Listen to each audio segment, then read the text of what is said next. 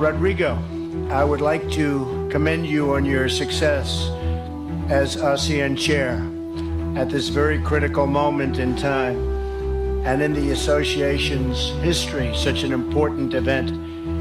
And I want to thank you for your incredible hospitality and the show last night. The talent at that show, I assume mostly from the Philippines, was fantastic. Thank you.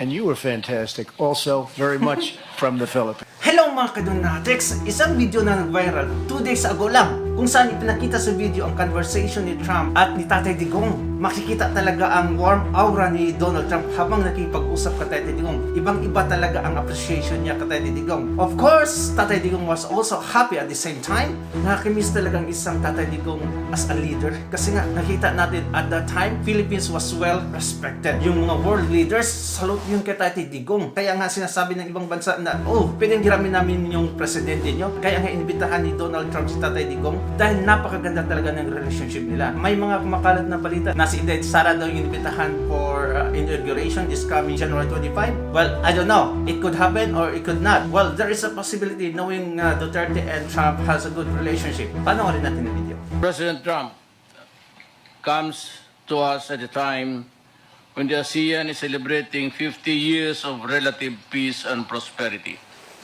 made possible by supportive external partners, including the United States. It is our shared interest to keep our ASEAN-US engagement close and to ensure that our strategic partnership delivers the best results for our peoples.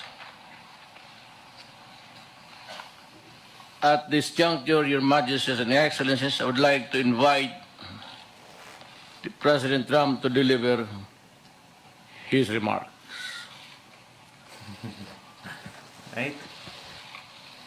President Duterte, friends and partners, I'm honored to represent the United States of America at this U.S.-ASEAN commemorative summit. We gather today at a time of great promise and great challenge. I speak to you on behalf of 350 million Americans with a message of friendship and partnership.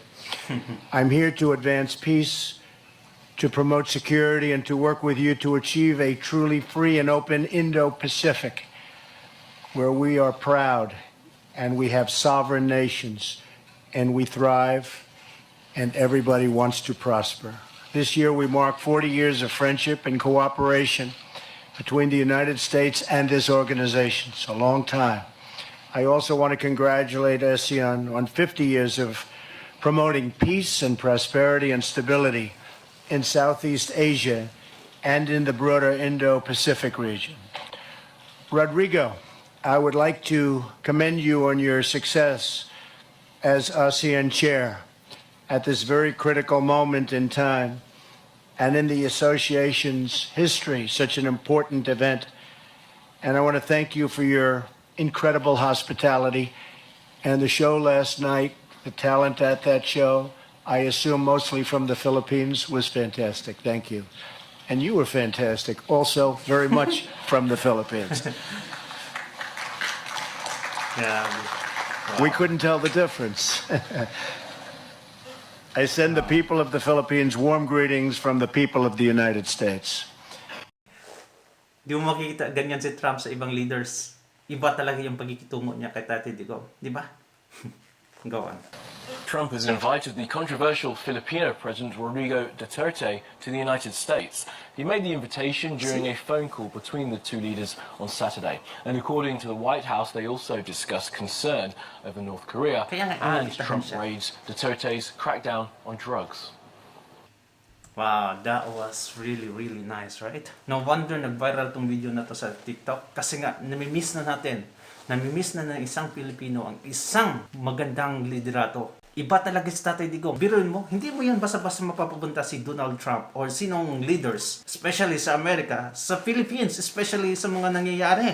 Kasi nga, napakadelikado ang Pilipinas para sa mga world leaders. I really appreciate na pumunta talaga siya. It's because Ang ganda ng relationship nila ni Trump at Tatay Digong. Magkatulad sila ng ideolohiya. Magkatulad sila ng perspective, ng liderato. Direct to the point sila. Ngayon, 2.5 years ni BBM, nag-agreed si BBM na i-house yung 300 Afghan refugees sa Pilipinas. Kaya nga, andito na sila sa Pilipinas eh. Alam mo ba kung anong potential risk na andyan yung mga refugees na yan? Kasi nga, we don't know kung sino yung radical, sino yung extremist sa kanila. They are from Afghanistan. It can be a political espionage. Diba? Hindi natin alam. And one of the reasons bakit sinabi ng US na kailangan sila magproseso sa Pinas, kasi nga for risk purposes, ayaw ng US na makapasok itong mga refugees na to directly dahil hindi nila alam kung sino ang may link sa ISIS militants sa mga refugees na ito. Okay, lagay muna natin sa Pilipinas. Doon natin scrutinize para malaman kung sino talaga yung may magandang hangarin. Kung sino yung members ng militants. Gusto niyang salain sa Pilipinas sa makapunta sa Amerika. Ang sinabi lang nila,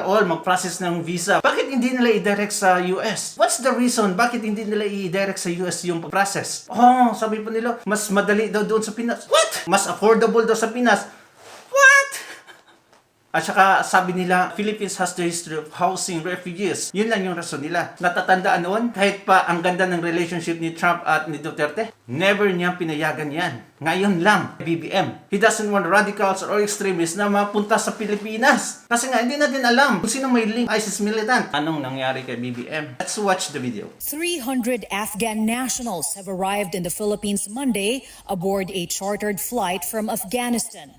Their brief stay in the country is part of a deal reached between the Philippines and the United States last year to host them temporarily as they go through immigration processes. Both sides emphasized that the Afghan nationals are not refugees, but individuals who worked for the U.S. government in Afghanistan and qualified for the U.S. Special Immigrant Visa Program along with their families, according to a U.S. State Department official. Pakinggan natin yung sinabi ni Tatay Digong. Former President Rodrigo Duterte expressed concern on the issue of Afghan refugees coming to our country, which was earlier reported by Senator Amy Marcos, which was reportedly requested by the United States granting them special immigrant status. It can be recalled that former President Duterte was a staunch critic of the U.S. during his administration. Yeah, right? We should not give in to the demands right now that all foreigners entering our country, whether as visitor or refugees or permanent residents, should go into a cleansing process so that we will be secure within our borders and not let the radicals enter into the pictures. Even Taiwan media reported about it, and one expert that says, it has a potential risk. Let's watch the video. So aside from the security risk, the vetting process, of course, the Philippines would also inquire into whether the U.S. also approached other U.S. allies in the region, and whether the response was also affirmative, and whether there is any backlash, or whether there is any negotiation in terms of the numbers that would be admitted, and the duration of the time that they would stay, knowing that bureaucratic processes in the U.S. Means that it may take longer than what was initially estimated, and so I think these are concerns, administrative concerns from the Philippine side. But of course, as these people stay longer in the Philippines, the risks, the arguments against them, the concerns and issues raised about hosting them, even temporarily, they would grow. So I think it would also be good to look at the experience, how other countries help the U.S. address this issue. Some of them have links with militants or fundamentalists, and so they may look at this Afghan refugees that are temporarily being processed in the Philippines might become a target of these kinds of potential attacks. And I think the Philippines also raised concern about the way this whole deal was handled. I think some legislators expressed that they were informed very late on the stage negotiations between both sides, and beyond the security risks, the way the vetting process, if the Philippines will have an input in terms of determining which among this 50,000 the Philippines would admit. And I think these are, make sure that the Philippine sovereignty will also be applied, and the Philippines will have supervisory oversight. So anyway, so maniniwala ba kayo na 100 days lang silang mananatili sa Pilipinas? Sabi doon sa report na 100 days lang. Even the expert says, it will take more than that. And what will happen? Okay, after 100 days, a few more days until makakalimutan na natin nga doon sila sa bansa. Sa panahon ni Tatay Digong, never niyang inalaw yan. Pero ngayon, isang sabi lang ni Biden, approve agad si BBM. Anong masasabi niyo mga kadonatics? Comment down below. Bye-bye.